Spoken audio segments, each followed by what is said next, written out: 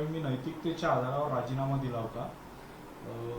तसंच पर्याय धनंजय मुंडेंसमोर आहे. जसं त्या बाबतीत ओबीसी नेते म्हणून काय तुमची भूमिका आहे? नाही, माझी प्रतिक्रिया पहिल्या दिवशीपासून फार स्पष्ट आहे की जर धनंजय मुंडे हे कोणत्या यंत्रणामार्फत दोषी आढळत असेल तर त्यांचा राजीनामाच काय, त्यांना आणखी जे काही मोठ्यात मोठी शिक्षा असेल आजन्म कारावासापासून मृत्यूदंडापर्यंत ती शिक्षा द्यावी, त्याला कोणाचाही विरोध नाही.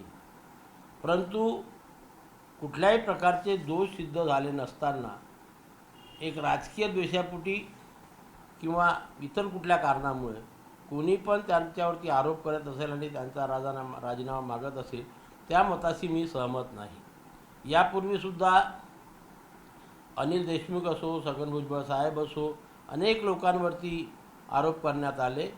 त्यांचे आरोप झाल्यानंतर त्यांनी राजीनामे दिले, परंतु जे आरोपकर्त्यांनी लावले होते त्यातला एकही आरोप सिद्ध झालेला नाही. आज सर्व ही नेते मंडळी बाहेर आहेत.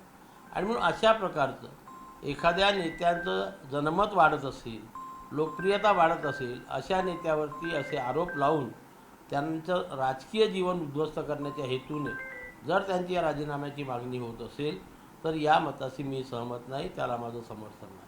आणि